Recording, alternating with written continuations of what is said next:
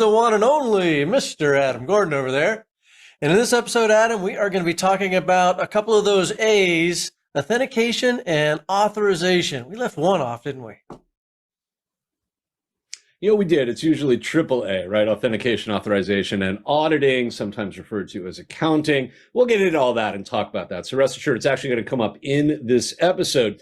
But authentication and authorization, really important underpinning elements associated with what we commonly will refer to as IAM, Identity and Access Management, and a bolt-on to that, what's called PAM, PAM, Privileged Access Management. We'll be getting into all of that and ever so much more as we look at all of the things associated with authentication and authorization broadly. Remember, we're in domain one or topic block one of the CAS Plus CAS 004 outline. We're looking at security architecture from all the different perspectives and vantage points that CompTIA suggests are important under this major topic.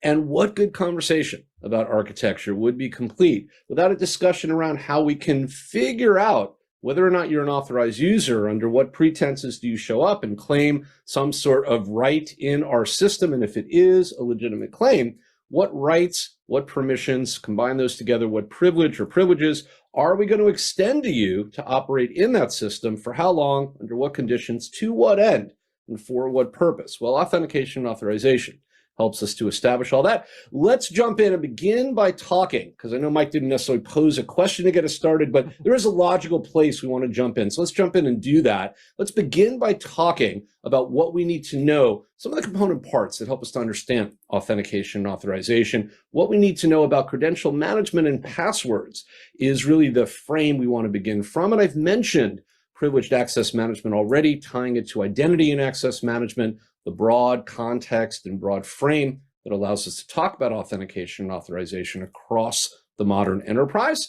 But credential management is part of that. PAM is part of that. Passwords and password policies have traditionally been part of that. We actually see a movement over the last couple of years to move away from using passwords perhaps as one of the factors of authentication, or even perhaps at all in many cases, in favor of other ways to authenticate. But we still want to acknowledge and understand that they are in use, still the single most common factor of authentication that we use globally is a username and password combination.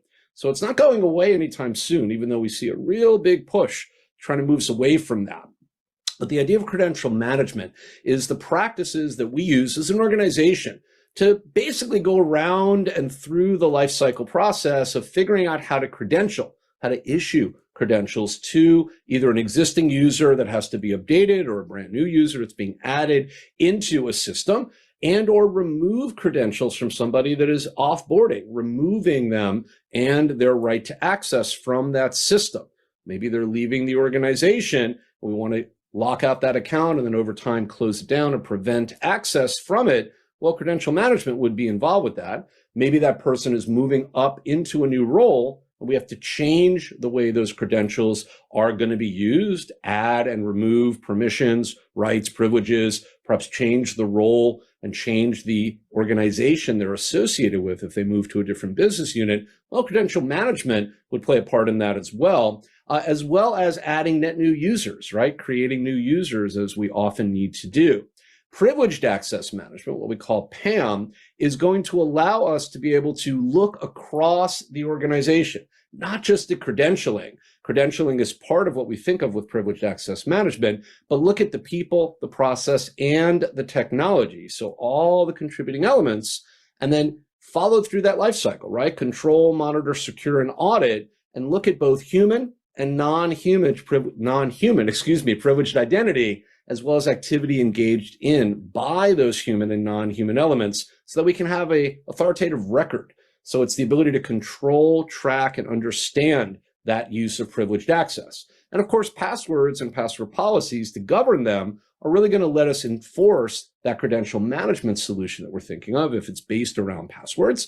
Things like a minimum, perhaps a maximum password length come to mind, perhaps a requirement around a minimum amount of time a password could be kept before it needs to be changed, or again, a maximum amount of time it'll be in play before we change it. Mike, these things are really kind of the beginning blocks, right? The beginning elements we want to build around.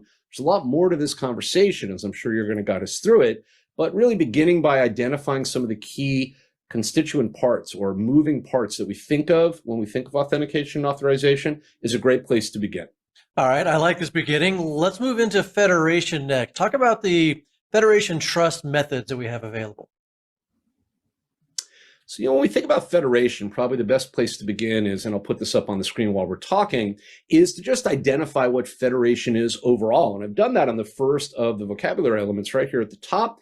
It is the ability to extend trust from one company out to another, inviting them, their users, to be able to join in the use of resources in our system, and perhaps vice versa if we have a two-way federation exchange. But federation is simply the extending of trust. And therefore, federated trust methods are the mechanisms that allow us to extend that trust. We often use something known as OpenID, which is really just SSO. Remember our focus on acronyms here for the CAS Plus exam, single sign-on for participating websites. If the website is enrolled using the OpenID system, then we're able to log into one website and authenticate and access the resources and perhaps the capabilities available to us in those others. How many of you have logged in to Facebook and then used that Facebook ID or that Google ID to then authenticate into other websites and access resources there, right, without having to re-authenticate, right? That's the concept of OpenID.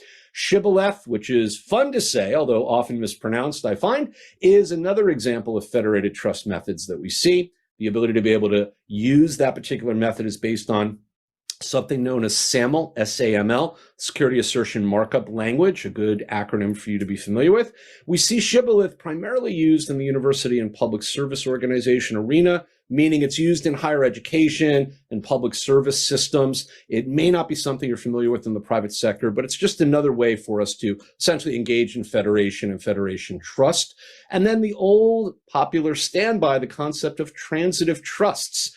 Right? The idea, we've seen this certainly if you're familiar with working with Windows and Active Directory domains, you use transitive trusts all the time there. If you're using Kerberos realms in Linux or any other directory service, you're certainly using transitive trust. A Kerberos realm is what we would think of as a Windows domain and the use of the Kerberos system to drive that authentication and that LDAP capability, that lightweight directory access protocol capability for directory services, but it's simply what we use and refer to outside of Microsoft Windows. So it's essentially the same idea. But transitive trusts is where we have three domains. I've written out a little example there. Domain A will trust domain B. Domain B will trust domain C, but notice there's no direct linkage that implies a trust between domain A and domain C. This is where the transitive or transferative nature of trust comes in. Domain A and C implicitly are able to trust each other because domain A, domain B, and domain B and domain C trust each other, and domain A and C have domain B in common. And as a result of that, we can infer and transfer and imply that trust, even though there's no direct statement of trust between domains A and C. All of these, Mike, are federated trust methods and important for you to be aware of and understand if you're asked about them and understand the value, but also the way in which they would be used as part of a federation conversation. Now how about SAML? I know you mentioned that with Shibboleth. Can you tell us a little bit more about that? So SAML, Security Assertion Markup Language, falls into the category of what we would think of as, and again, just another federated trust method, falls into the category of actually a programmatic language, right? It's essentially a language we use to be able to go ahead and not only underpin Shibboleth, but more importantly, because it's used widely across several different things, to provide what are known as attestations, right? Attestations, which are really just claims that we make that could be substantiated to give us authorization, are created under SAML and then standardized using extensible markup language, which you might commonly refer to as and know as XML, a language that's used in many, many places today. The idea of SAML is a standardized language that allows us to programmatically make claims around our identity and extend those claims and have them authorized so they could be used for secure communication. Speaking of secure communication, you could see it's going to be based around the use of HTTP and HTTPS, as well as SOAP, the Simple Object Access Protocol. The tokens that are generated and used are going to be signed using the XML digital signature specification. And then those digital signatures that are used allow the relying party to trust what is known as the identity provider. The relying party is the party that has to have the claim substantiated to then allow access. The identity provider is the identity provider that is going to substantiate the claim. And we've talked about this language and some of the ways in which these things work, Mike and I, in some other episodes earlier in this topic block. So definitely want to check those out if you need a reminder about all that. But Mike, SAML is just another way we extend federated trust. And one of the key capabilities that it provides, as I suggested, is that secure communication, but also the ability to make attestations, make claims, and have them authorized securely so we can prove our identity beyond a reasonable doubt. Now, Adam, you've stressed to us several times how important acronyms and vocabulary are throughout this CAS course. And I'm sure access control is no different. Any vocabulary we need to key in on for that? So there is some vocabulary for access control, right? I'm going to quickly put up some things that we want to be aware of. We're not going to spend time on them. Remember, the goal here is that you should come in with a wealth of knowledge already, 10 years of cumulative experience across the knowledge base to qualify as a CAS Plus candidate. But we also know, right, that there is probably a need for you to go back and refresh and remind yourself on occasion of things that you may know, but may not have spent a lot of time on recently. I'm putting these into the episode notes for you so you can go back and study the vocabulary if needed. Building blocks I've already mentioned, like permissions, rights, and privileges are here, as well as some things we're not going to talk about, but you want to be aware of: implicit deny, access controls matrix, the use of capability tables, a constrained interface, the concept of need to know, as well as the concepts of least privilege, separation of duties, which is often SOD as an acronym, and the idea of security policy. Any and all of these are access control vocabulary elements that you should definitely be able to define, think about, and synthesize and apply as needed when you're taking the CAS Plus exam. And if you need them, well, they're right there for you. Just make sure you make some flashcards and study. And if you don't, no big deal. Give them to somebody else and ask them to do the same. All right, sounds good. Now, access control, I know there's different ways we can implement that. What methods should we be familiar with? So there definitely are different access control methods, right? And there are several that are hopefully familiar to everybody. There are 4 we're going to focus on in this episode in particular. These are not the only access control methods. They're simply the ones that CompTIA suggests you want to be familiar with for the exam. Number 1 on our hit list is DAC, or discretionary access control, the most widely used access control method in the world. It is the ability for the owner of that object, right? Whatever that asset is, I create a file, I create a Word document, whatever it is, I'm the owner. I get to determine who has access to the data, and as a result, what privileges they will have in a discretionary access control system. So keep that in mind. Now, I do call out here that while the owner does have the right to be able to decide on who gets access and what privileges will be granted, they do not have the ability to ignore or in any way go against the access control policies in place that the organization has said have to be followed by everybody. So ownership does not imply total control, in other words, in a DAC solution, but it does imply the ability, as long as we're aligned with those access control policies, to then have complete discretion, hence the name, over the access that we want to grant to our own resources. So please keep that in mind.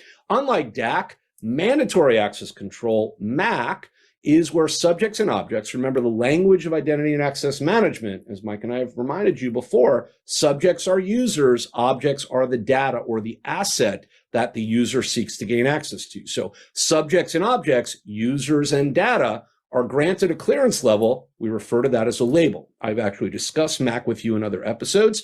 So we label both the user, we label the object or the data, and then those two have to be at the same level to be able to interact, or the user must be at a level that is going to be equal to or above, right? So let's say that this is the user, this is the data. If I'm above the data, I can look down and see it in a MAC system because I'm cleared above it. But if we're equal, no problem, I can see it. But if the user, right, is going to be below the data, the user cannot look up and see the data. That would be unacceptable. That's what a mandatory access control model implies. Labeling of subjects and objects takes place. We have a pre-established set of rules that drive that and a system that enforces that equally across the board for everybody.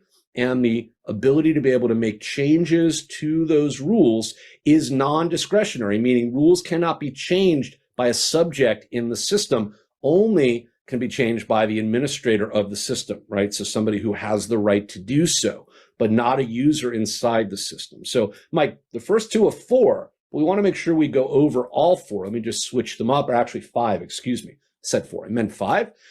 Role-based access control, attribute-based access control, we call RBAC and ABAC, but also rule-based access control, another RBAC. But the acronym RBAC only refers to role-based access control. Very important to call that out.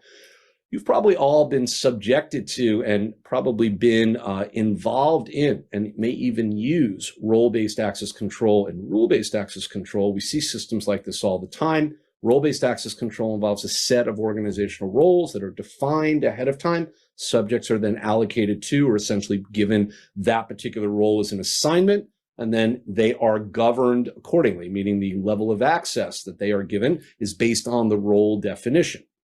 If you're a backup operator, if you're a database administrator, if you are a file and print manager, those are roles, and you'll have a level of access commensurate with that role defined, and you'll then operate under that level of access in a role-based access control system.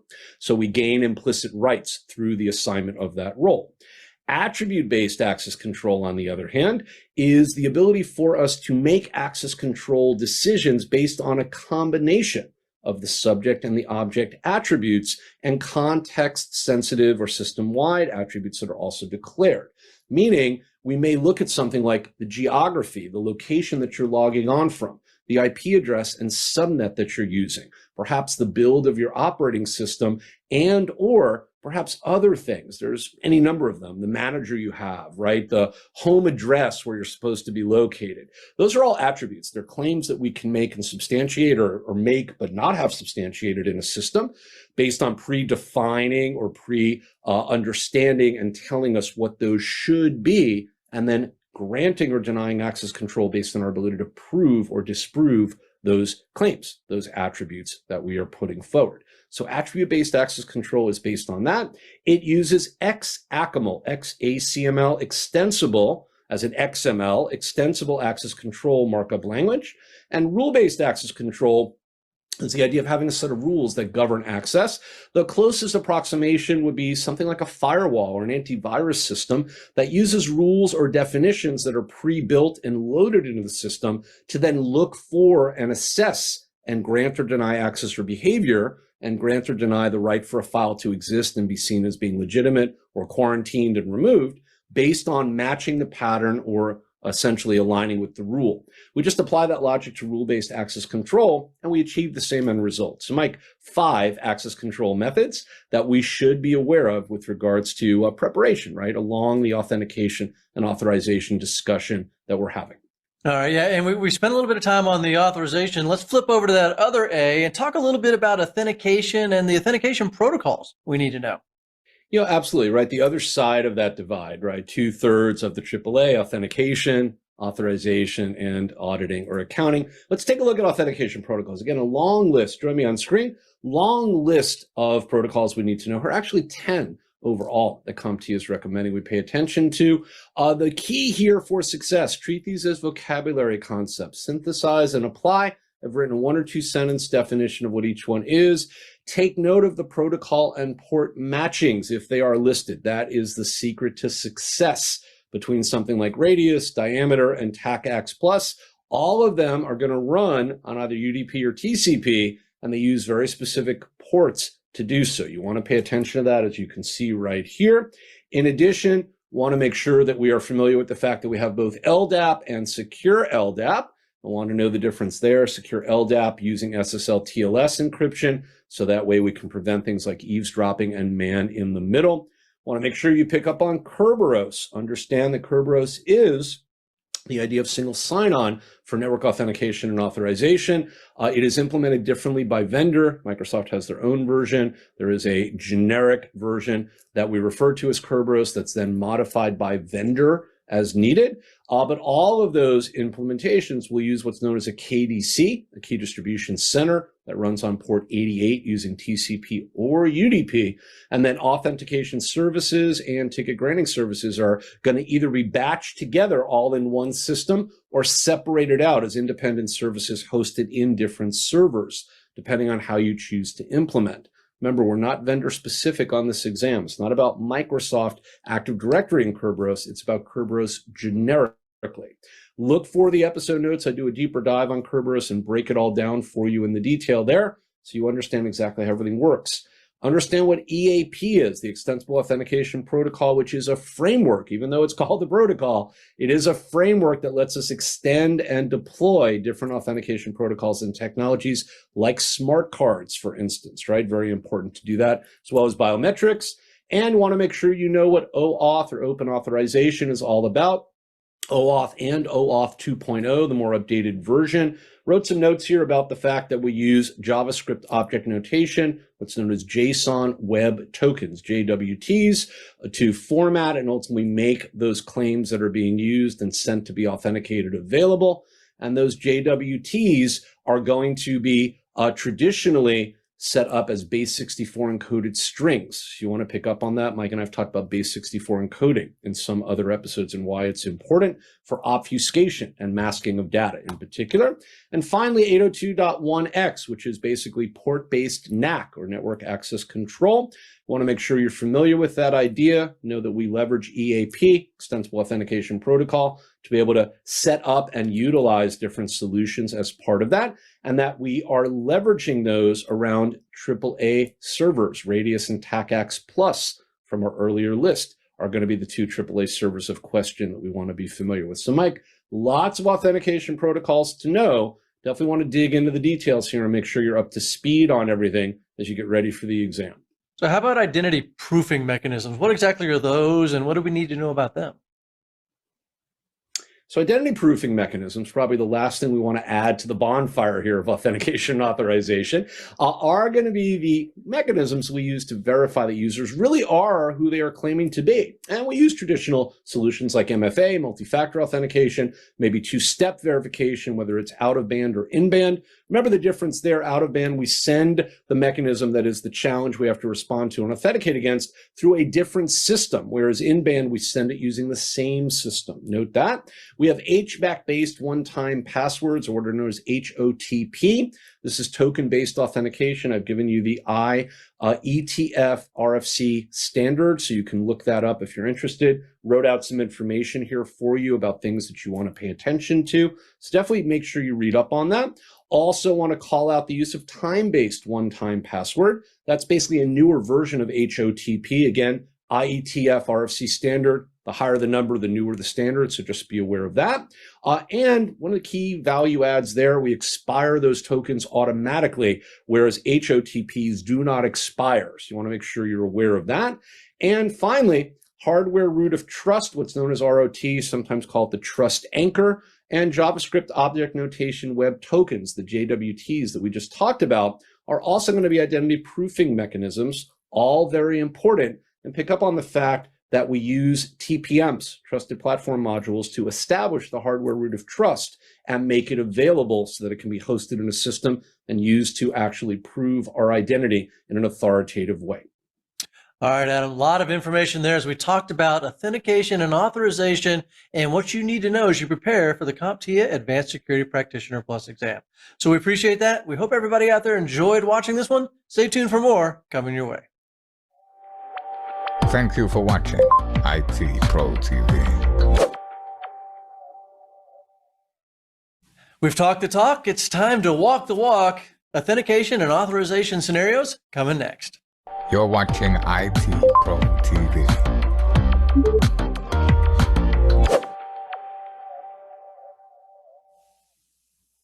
Hey everybody, welcome back to CAS Plus. I'm your host Mike Broderick, and with me is Mr. Adam Gordon.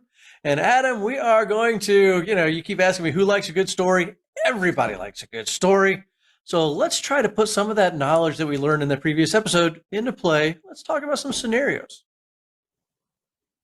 Absolutely. It's time to play the scenario game. One of the fun things Mike and I do in the course is from time to time break out of the, hey, let's talk about the content mode and show you how you might actually be engaging with that content on the exam. We're trying to show you different ways that scenario questions may show up, the different forms they will take, and of course, as a result, the different ways in which we can approach actually trying to answer them.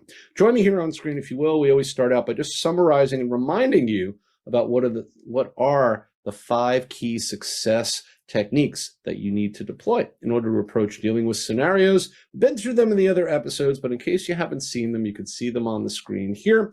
Critical reading, the use of keywords to map intent, no chasing of purple squirrels when we do critical reading, identify obvious wrongs and pull the trigger with no remorse, eliminate them from your answer choices, and pretend they do not exist. Don't be distracted. In other words, read twice, understand exactly what you are being asked to do before you answer once, and of course, if at all possible, answer correctly.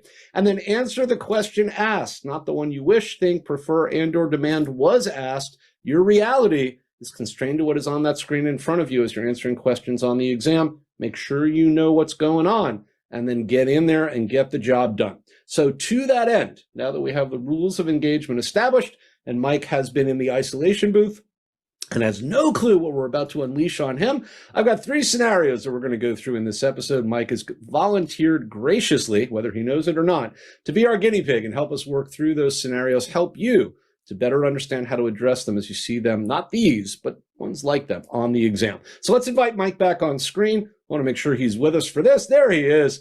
All right, Mike. So you promised that you would give it your best shot. You've been pretty good so far. Have you seen the other episodes where we've done scenario-based conversations? Mike's batting almost 1,000. Want to make sure that we keep that winning streak alive. Well, you know, don't want to tell you you're perfect. It goes to your head, but he's doing really well. So we want to make sure we give him an opportunity to see whether or not he's been paying attention as we've been going through our authentication and authorization discussions. So let's begin by taking a look at the first of 3 scenarios that I put together for us. As we always do, we're going to invite all of you to take a moment, read through the question, make sure you understand what it is and see the answer options before Mike takes a whack at trying to figure out how to take this apart for us. We'll go full screen, let you do that for a few seconds, and encourage you and remind you while we're doing that to be able to pause if you need to see the question and or rewind the episode a little bit if you need to, in order to just have a quiet moment before we actually jump right in.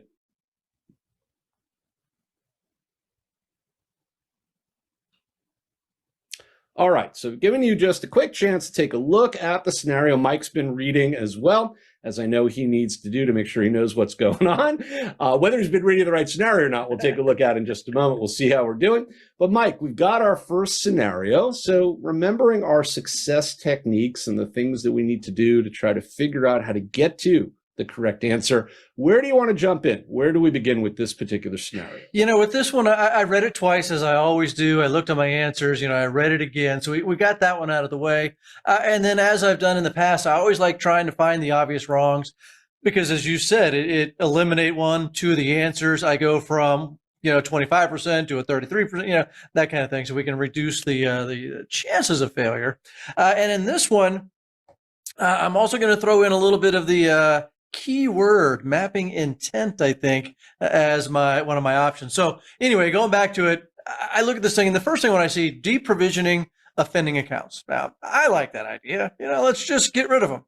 But I think that might interrupt productivity a little bit because these are most likely authorized users in our environment. They're just from other departments, and they're not supposed to be putting their files in there with marketing. So I can't just get rid of their accounts. They still need to do their job. So that answer is an obviously wrong one. We pull the trigger, no remorse. We get rid of that one. So now we're down to 3, right? Then I look at privileged access management. And one of the key words in that question there was which controls should be considered first, right? And that tells me might be more than one thing I need to do in the end. Well, the only thing this question wants me to discuss or answer is what do we do first to control it? And when I look at privilege access management, there's a lot to privilege access management, assigning the privileges, monitoring, controlling that, that'll probably come down the line, but I need to solve the problem right now. That's not going to be my first step.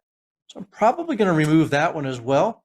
Now it's down to rule-based access control. And I know Adam, you told me rule-based access control is more commonly seen in things like firewalls and antivirus. These are predefined things that we compare against. And that doesn't sound like something I would work here.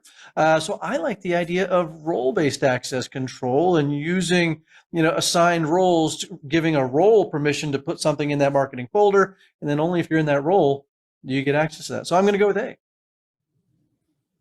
All right, so Mike's made his determination. He's made his bet, as we say. He's now going to line it. We'll take a look at the right answer here in just a minute. I just want to quickly point out a couple of things Mike was suggesting as techniques and also the takeaways as we examine this question in relation to them. We can read critically and remove information that's not important. What is important in the first sentence is the fact that the marketing department's file share, right, is being somehow used by other departments. That immediately, given what Mike's logic was as he walked us through everything, should tell us that we have to find a way to limit access only to the marketing department, right? As Mike was suggesting as part of his thought process and ultimately the reason why he chose A as his answer. That is a big indicator for us that Mike's on the right track because role-based access control is definitely going to get the job done there. He also pointed out that we have to consider the first control that should be deployed to prevent this, but do so without disrupting productivity. He eliminated deprovisioning offending accounts correctly. That is an obvious wrong answer because that would get in the way of productivity.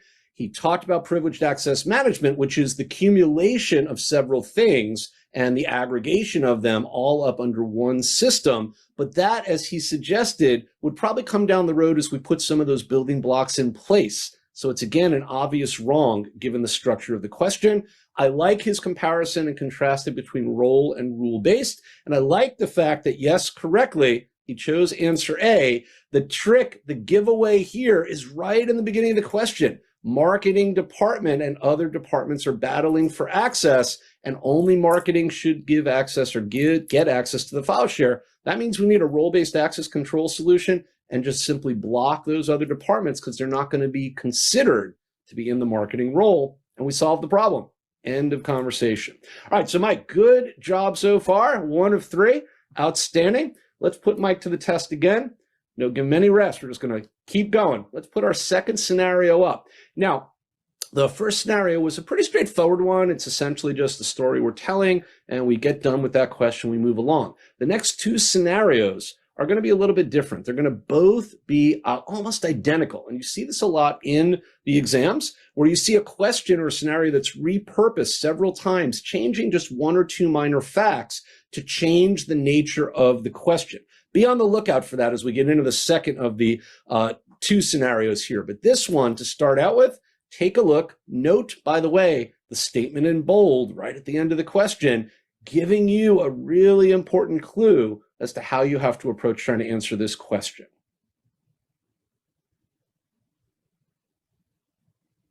All right, so we've given you a quick opportunity to take a look. Again, remind you can always pause if you need to, rewind back to have a couple of quiet moments to read the question fully. Mike's already had the chance to do that, so we're going to let Mike go ahead and take a shot at this one for us and see if he can come up with the right answer, or perhaps answers if there's more than one. All right, so Mike, where do we jump in? That last thing you said is an important one, right? Choose all that apply. Remember, it could be answers more than one. Don't forget that when you're taking that exam. So as I read through this, Adam, it talks about news reports and people being compromised or companies being compromised through leaked passwords, simple passwords. CAS professional, the compliance manager wants me to implement or asking what security solutions should be put in place to help mitigate these types of compromise. So I got to think about something that's going to help me solve the problem of passwords being leaked or people using simple passwords. So as I go through my answers here, I think about that first one, minimum and maximum password age policies. Definitely good policies to have in place if we are using passwords as an authentication method. We want to make sure that they're, a minimum length is always good. A minimum age. I want them changing them too frequently or too infrequently. But in the end, that's really not going to help me with leaked passwords. That password gets leaked whether it's 3 days old or whether it's 30 days old or whether it's 300 days old, right? It's still getting leaked or it's still a simple password. So that's really not going to help me there.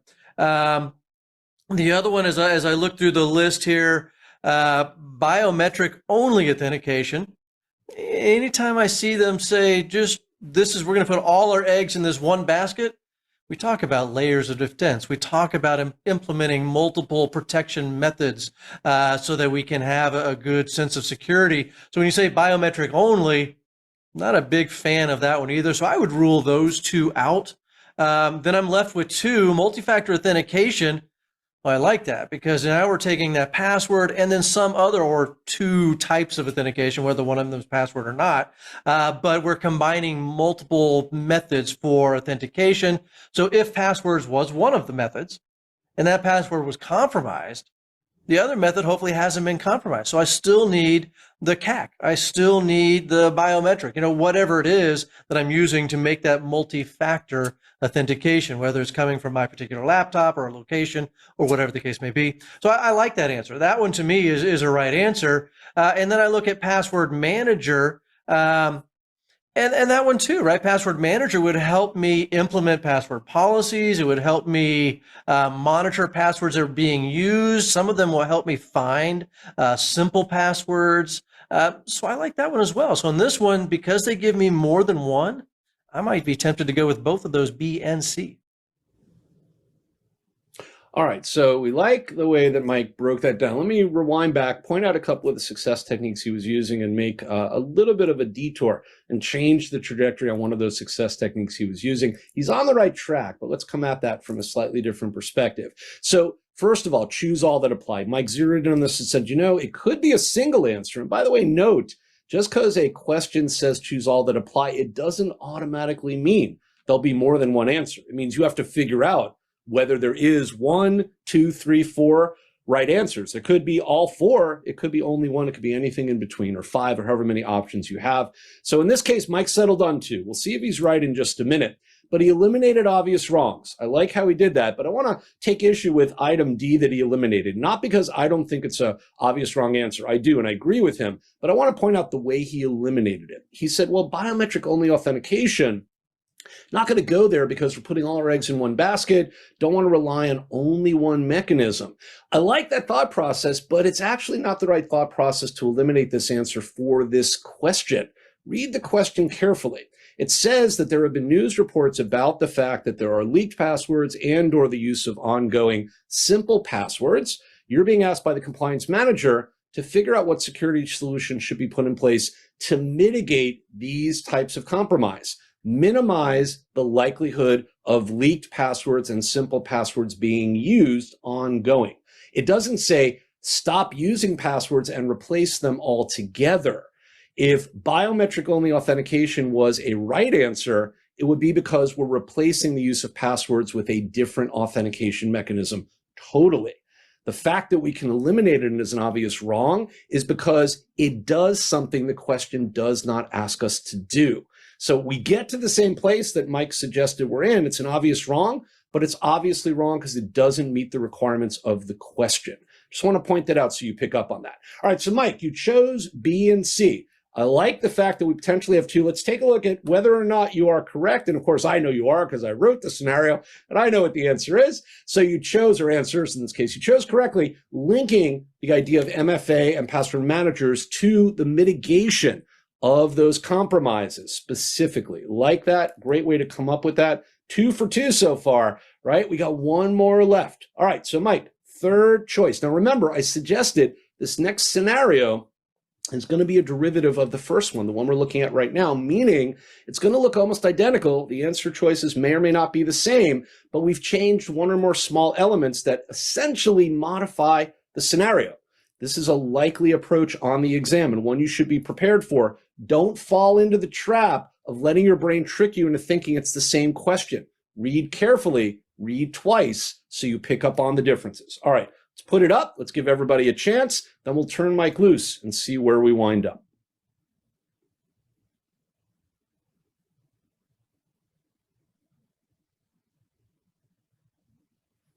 All right, everybody's hopefully had a chance to take a quick look. I know Mike has been reading furiously, not so fast because he has to read more than once to make sure he knows what he's doing, but he's been reading furiously behind the scenes.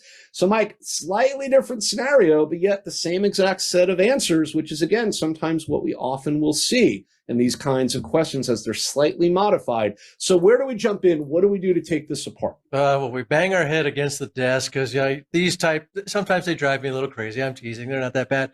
But, it does make you, it tempts you to second guess yourself. So you do have to be careful with that. But when you read it, you realize they really are asking you something different. You just have to pay attention, the details, right?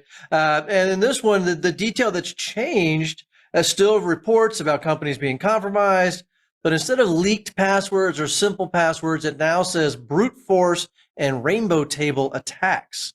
And then the rest of it's the same, right? CAS Plus Professional, Compliance Manager, what security solution put in place to mitigate this compromise. So everything else stays the same. We've just changed the way the passwords or the authentication is being compromised. So as we go through the answers, we start looking at them. We think about what can help me mitigate brute force. And again, I look at that first one, minimum and maximum password age policies. To a rainbow table, I don't think it matters how new or old your password is, right? If it has that hash value in there, it's going to pop up the password or it's going to reveal it, whatever. So I don't think that one's a good solution. Same thing with brute forcing. If they're brute forcing it, whether you changed it 2 days ago or 30 days ago, they're still running it through their attack, and it's going to get brute forced if they're successful. So I don't think that one's the answer. I'm going to rule that one out. Multi-factor authentication. Again, mitigating the fact that it's a password and then some other form of authentication. Now, even if they did brute force the password or use a rainbow table, I would hopefully still be secure because I have another form of authentication that we're combining with that. So I like B. Let's keep that one on the list. Password manager.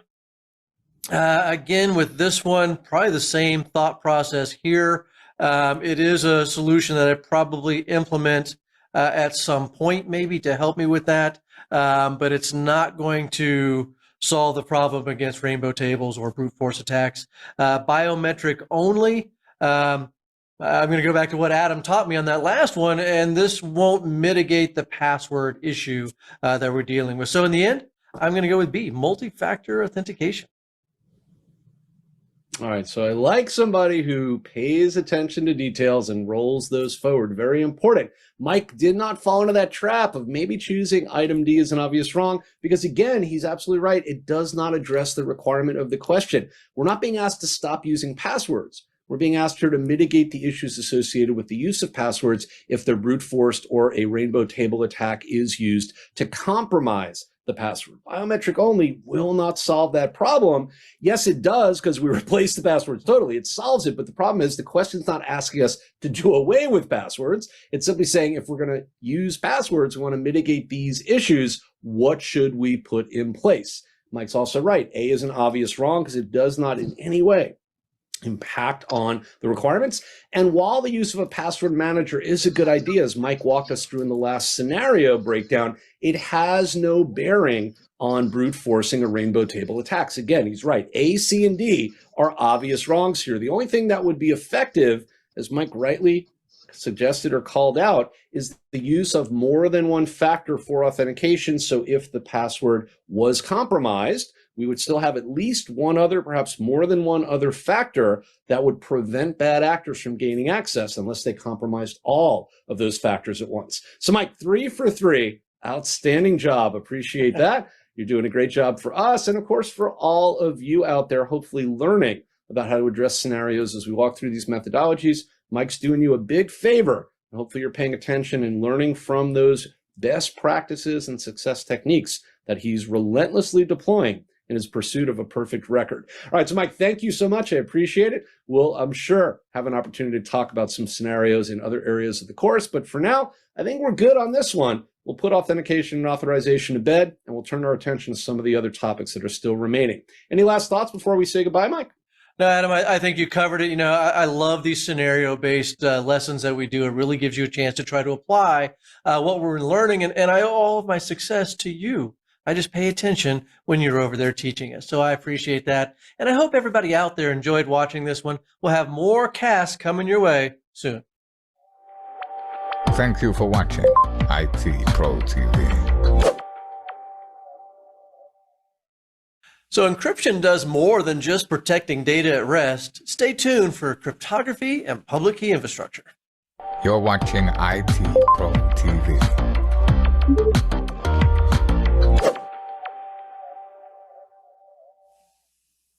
Hey everybody, welcome to Cast Plus. I'm your host, Mike Roderick, and with me is the one and only Mr. Adam Gordon over there. So Adam, love this topic. We're going to be getting into cryptography and good old public key infrastructure. Where do we start? Public key infrastructure? Yeah, we certainly can, and we will. And this is actually the first of a couple of conversations Mike and I are going to have with you around public key cryptography and PKI, public key infrastructure more specifically. We'll see later in the course, coming up in a different domain, different topic area, we'll have kind of the second part of this, which is more the nuts and bolts of actual how public key versus public-private key, symmetric, asymmetric encryption, all that kind of stuff works. But for now, we're going to focus on PKI. We're going to do something a little bit different than what we've done traditionally in most of our episodes until this point. We're going to lead off with a picture to help us just visualize some of the moving parts and components of PKI. If you join me on screen, as you can see in front of you, got a nice diagram going on there. This is a Visio diagram that I use when I talk about these kinds of discussions around PKI and how to visualize them. If you've looked at the CISSP course that Dale and I have in the IT Pro TV library, you'll see this exact diagram. We use it there. And I think we might have even snuck it into CISA Plus when I was doing some stuff with him and or with Wes in Security Plus. But the idea is that this helps us to see the complexities associated with PKI. We will make sure you get a copy. This is part of the episode notes, by the way, just so you know. But as Mike reminded me as we're getting started with this episode, there are a lot of moving parts associated with PKI. And we can see the root certificate authority at the upper left. That is going to be one of two certificate authorities that potentially gets deployed in a PKI architecture. The other one is the subordinate CA, right down to the left, diagonally below it. And whether we have only a root CA, whether we have a root and one, or perhaps a root and multiple subordinate CAs, the number and scope of certificate authorities is not so important for the CAS Plus exam. What is important is understanding the role of certificate authorities in PKI. They are going to be issuing certificates, as you can see in the diagram. They have certificate templates, and then they are issuing certificates, one or more of those certificates, by the way, and they are going to be issuing them to either, as you can see in the middle of the diagram, a user and or a computer, essentially an endpoint device, right, whatever that may be. And those certificates will then be used by the user and or the endpoint device, the computer, to authenticate their identity, and assuming that authentication is successful, to then access one or more services or resources somewhere inside of a network. And that network is represented by our domain controller at the upper right. But the domain controller, first and foremost, is the repository of identity information and directory services, using LDAP as the underlying protocol, lightweight directory access protocol. And we see an RA, a registration authority, which is a best practice recommendation for a PKI deployment. That registration authority is not required. It is optional, but it's often used, especially in large-scale enterprise PKI deployments, to allow us to be able to offload the requests that are coming in from the users or the endpoint devices to validate their identities and to allow for the issuance of those certificates from one or more of those certificate authorities. And so what happens is the registration authority takes that request that the user or the device submits to the certificate authority saying, I'd like a certificate, please, and goes to the domain controller or the directory service provider and says, hey, we have Mike Roderick here. He's looking to get a certificate. Do you know Mike Roderick? And is this information he's giving us correct? And if it is, the registration authority handles that exchange to authenticate the identity and validate that the user is legitimate or the device is legitimate, and then reports back to the subordinate authority or the root CA that the user request or the claim from the device is legitimate and a certificate can indeed be issued. If not, it tells us, hey, sorry, we're not going to give you a certificate. So we could see, Mike, all of that happening in the actual representation of the PKI workflow right here in the diagram. And it's probably a good way to start our conversation because it allows us to visualize all the moving parts and also explain the workflow a little bit at a high level. Yeah, I love the visuals. You know, I'm a visual learner. So it really helps because it is a rather complex, or can be a complex infrastructure. So Adam, help us sum up what we should gain from that diagram. All right, Mike, absolutely. You know, it's really straightforward to summarize a lot of the things we were just taking a look at, the workflow, the individual parts. Join me on screen. Let's take a look real quickly. Got a few key bullet points teed up for us. So we know PKI is a suite of tools that allows us to support, as we suggested, public-private key management, the ability to be able to check on and use digital signatures, authentication, non-repudiation of users, and or, as I pointed out, devices through the use of private key encryption. Is all of those things that we saw and we talked about. We're centralizing digital certificate management and the methods used to be able to provide those services by using a PKI with our certificate capabilities, rather our certificate management capabilities through our certificate authorities. It gives us the ability to do all that, but also to use those templates that I mentioned that allow us to issue and create custom certificates and enforce custom policies for a one-size-fits-one solution. So all that's really important. We talked about all that here, and by summarizing all of that, we hopefully have a really good idea of how PKI fits in. It's going to be an ongoing theme in this episode, as I suggested, and indeed in more upcoming episodes later in the course. But Mike, no good conversation about PKI would be complete without quickly hitting the highlights on key escrow down here at the bottom of the screen. Key escrow allows us to be able to have a backup plan in case our private key, part of the public-private key pair that is created and used when we issue those digital certificates, that private key, if it becomes compromised or is lost for some reason, we lose access to it or something happens, the key escrow capability gives us the option to store a copy of that key somewhere securely with a third party that's trusted, typically off-site outside of the system. And then we can recover that key under well-defined circumstances. So we may say, hey, the key's been compromised. We have to go through a process to authenticate that we're the origination owner of that key. We're not the impersonator, right, trying to get a copy of the key and control it. And as a result, we can then either exit out of that original key, issuing a new one, or continue to use that original key by having a copy that we can then go back to.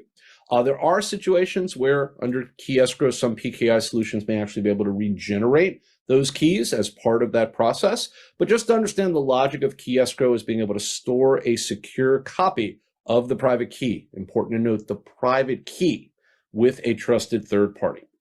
All right, great summarization there. Appreciate that. Now, I hinted in the teaser, many of us, when we think of cryptography, we think about just encrypting data, files, and folders, data at rest, but there are other data states that we can use this with as well, right? You know, there's three data states that are well defined, right? We have data in transit, data on the wire, right? We often refer to it that way. I'm sending data to you, you're sending it to me by email. That would be data that's moving.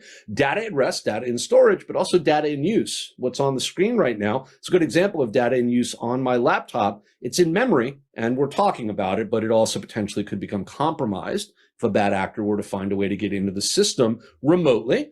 Mike's busy off screen while you're not seeing him, maybe trying to get in as we speak. And as a result, could potentially get that data out of memory from one or more of the application processes that are running. So as we think about what we need to do and look at how we can potentially control and obviously, of course, add protections to those data states, definitely want to call them out, make sure we're aware of them, and think about one or two kinds of protection measures that would be really good to apply to each of those data states. For data in transit, things like IPsec, TLS, transport layer security, VPNs, all things we've talked about in other areas of the course or will continue to talk about ongoing. These are all good examples of protective measures that would be appropriate given that particular state of data. Data in use, the thing that comes to mind first, although there are several things that would work, but trusted execution environment mechanisms, what we call TEEs or Ts. If you play golf, you probably like this. The Intel software guard extensions are a good example of that. So they will provide in-memory protection for data.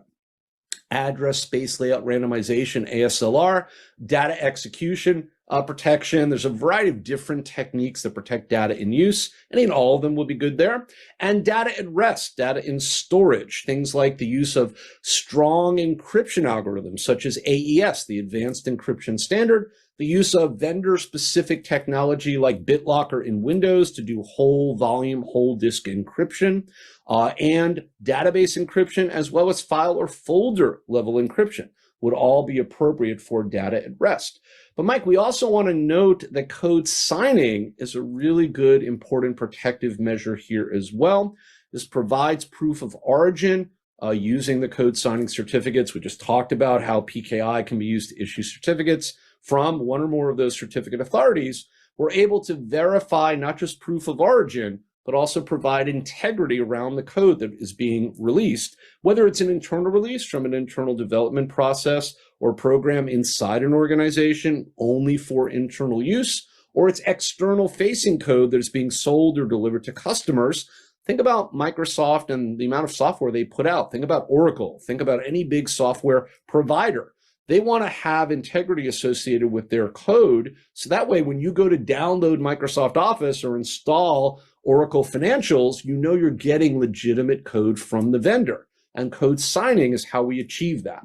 So combined with these protective measures for the states of data, we have a really good solution to figure out how we can provide confidentiality, provide integrity in particular protections, but also ensure availability. So data can be used by authorized users, but not accessed and used by unauthorized users, all three of which are very important considerations. Yeah, I love that code integrity portion. You know, I've been using, starting to dabble with PowerShell scripts, and I don't necessarily need to hide them and encrypt them, but I want to make sure they're not modified unintentionally or maliciously. So I love that capability. Now, public key cryptography can also help us secure authentication. How does that work, Adam? So it can, absolutely. And one of the things we want to be thinking about here is, building on that idea we just talked about, right? Let's sign our code, make sure we've got proof of origin, integrity, it's protected in all the different states it exists in. We could then build on that with what we call secure authentications. Join me back on screen. Let's take a look at some of the hallmarks of this. Any computer, because remember we said devices as well as users can be given certificates. So any computer, any endpoint, any device can be issued a certificate, assuming, of course, the PKI is set up and the certificate authorities are set up to do so. And they could then present that certificate to a server, identifying them as an authorized device, assuming, of course, they are legitimately an authorized device. And then using public key encryption, we can protect the communications, the end-to-end communication between, let's say, my laptop and our firewall, or my laptop and Mike's laptop. As we're sending and receiving, we can encrypt that traffic using a combination of certificates to authenticate securely, and then encryption algorithms or VPN tunnels that are encrypted to be able to secure that communication. Same idea with a web service or API. Again, we're often consuming these services when we're using endpoints and interacting with the kinds of environments that many of us work in, we play in, we collaborate in today, right? You think about the kind of things you do on a regular basis every day, the majority of them are probably going to involve some sort of web service or access through a front-end API. And that can also, those services, those APIs, they can also be configured to require a certificate for secure authentication, again, providing some sort of way for that identity of that consumer, that customer, user, and or computer device on the other end that's looking to connect and consume that service, to do so securely in an authorized way, to do so using both a combination of certificates and public key encryption to protect that session. So Mike, one of the key ways we can do this is by thinking about blending certificates. And when I say public key encryption, I mean public-private key pair, right? So we're talking about an asymmetric solution. Just to be clear, not a symmetric solution, which is single key or private key only, because we haven't had the full conversation about how all the other cryptography stuff works yet, but you guys should all be aware of that, hopefully, and have a sense of that. So Mike, that's the first part of the thought process around secure authentication, but it's not the only thing that we want to be aware of, right? There is a little bit more, and I'm thinking we should probably talk about, and I'm going to let you ask the question before we do, but Yep. I'm going to do something a little bit before you ask. Just let me do one quick thing. I'm going to go out on a limb. And I'm going to suggest that Mike's question is going to have something to do with, I see acronyms floating. I see something having to do with CAC. I'm not quite sure, but we'll see what Mike has to say. CAC, like, no. Yeah, smart cards, right? This is something that we see a lot nowadays. More and more organizations are moving towards smart card. Anybody with a military background, we've been using them for a while. So how does that help us secure authentication? Absolutely. So, CAC is just that acronym, right? We often use for a smart card in the government, military, the common access card, right? And so the idea there, or controlled access card, you hear it referred to a few different ways, but ultimately, right, it's some sort of an ID. It's usually a photo ID. Think of like a credit card, right? And it's got a chip embedded in it that is now going to store certificates, passwords, pins, things of a variety of nature that are used to access secure systems. And you put it into a USB reader, and you're able to authenticate, right? This is a pretty common practice. Many of us probably use CAC cards or something similar all the time. And we're talking about smart card authentication. It is another way we can do this. We do have the ability to have that cryptographic information I just described stored on the card in that secure processing chip. If you're not familiar with this, dig around in your wallet or your purse. And if you don't have a credit card with a chip on it, then ask somebody that you know, because you can probably see one of theirs. And when you're borrowing it, by the way, go buy something. I'm sure they won't have a problem giving you a little present. But the chip stores that user's digital certificate and the private key associated with it, as well as maybe things like a PIN that are used to activate the card. And so we want to make sure we understand the logic of what a smart card is. But then when we use that in combination with an authentication solution like Kerberos, we have a multi-step process that we often engage in. So I want to just quickly run that down for you. Got the first of the 4 steps on the screen here. The user presents the smart card to a reader. They prompt, the reader does, for the user to enter the PIN. So the user has to know that PIN. So it's a factor of authentication, something we know, along with a factor of authentication, something we have. So we're now going to have 2 distinctly different factors of authentication that are going to be involved: the smart card and the PIN that will activate the smart card, releasing the processing capabilities of that chip, allowing us to access the information stored there, which is what happens if we put the right PIN in step number 2. The PIN authorizes the crypto processor to use the private key. It creates a ticket granting ticket, what we call a TGT request. Now, this is part of how Kerberos authentication works. If you're not familiar with how Kerberos authentication works end to end, we're not going to go into the whole multi-step process here. It's a little bit beyond our conversation range in this episode. I've included a nice summary and walkthrough in the episode notes for you. Definitely want to go back, take a look. Make sure you brush up on all of the component parts and steps of Kerberos. We've hinted at it and talked about it in some other areas, but we haven't gone through the whole thing. So just make sure you're familiar with that. So the ticket granting ticket request is issued, and then we transmit that to the authentication server. And note the acronyms associated with both of those. From the authentication server with the ticket granting ticket request, the AS should be able to decrypt that request because it has a matching public key as part of the public-private key pair associated with that issuance of that certificate and the key pair in the asymmetric system that does so. And as a result of trusting that user certificate and being able to decrypt the request, we can go ahead, assuming, of course, that certificate is issued by a certificate authority that we know and have been told we can trust. We're able to then go ahead and we're able to, as you can see in step 4, respond with the ticket granting ticket. Will issue the TGT, in other words, and the ticket granting service, the TGS, will then allow for us to be able to use that ticket granting ticket in a session to access secured resources with the TGT and the session key that is associated with that session. So, Mike, when we think about smart card authentication, we want to speak clearly, we want to not only think about the fact that a smart card is a unique form of authentication, a unique factor in and of itself, but when we pair it with a process like Kerberos, we can actually use it in a multi-factor scenario to be able to achieve secure authentication and secure access to resources. I like that. All right, now another place that PKI can come into play is automation. How does that work? Well, we can use automation. Just put up some things on screen while we're talking. PKI does support the use of, and indeed the deployment of automation in some interesting ways. We don't often think about the fact that when we're using technologies like a seam solution and a SOAR solution, that we will be able to use automation from the PKI side to support that information flow. But the reality is we can't.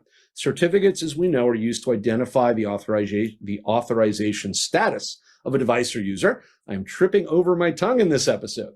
And these events can be logged, they often are, and they can also be used to trigger alerts, or perhaps automated responses based on those events can also be thought of as being triggered. And when we stream that information flow, the logs, the events, off all the different endpoints that are reporting into our SIEM solution, and we combine that with a SOAR capability, which automates our response once the SIEM solution aggregates and analyzes that data flow, the SOAR solution can use playbooks, which will have predefined and automated steps that can be executed as part of the response to whatever those events may be. And so as a result, the PKI solution supports the use of automation because the certificates being used as the identifiers for those endpoints and those users are actually then giving us unique attribution. And so we can then say, well, this user logged in and did this endpoint was being used in this way at this time, and we can then set thresholds that we want to respond against. And certificates can be generated, they can be distributed to endpoints to define authorized users, as well as limit access to resources. As a result of those events, we can unissue and reissue certificates as part of the automated response, zeroing out certificates and removing them, essentially putting them on the certificate revocation list, the CRL, if we think they've been compromised. So we can scale the support of a PKI solution to be tied in with the automation capabilities that SOAR provides. And Mike, that's probably the most important way that we see PKI support for automation taking place. There are other things. We can automate the issuance of certificates, been able to do that for a long time using templates. So there's multiple places where automation does play a part. But I think tying in with the PKI support for automation around incident response and the SOAR capabilities is kind of a cutting edge thought process, and one of the new ones we want to focus on. Adam, we've talked about federation and how it can extend trust to different identity services. How does federation work in PKI? So what we call federated PKI is what you're actually talking about, right? So the idea of combining federation along with PKI issuance or the PKI hierarchy to issue certificates. We have defined federation, Mike and I, in other discussions as being the extension of trust to external third parties, inviting them in and allowing them to be trusted by us and our infrastructure so they can get the benefit of using those resources, and in a bi-directional relationship where we federate with company X and company X federates with us, we actually would also have the capability to go into their environment and use their resources. So when we think about what federation is, well, we can begin to really see how federation and PKI really do coexist, because the extension of trust has to be based upon the ability to authenticate users and devices, and to do so securely and authoritatively.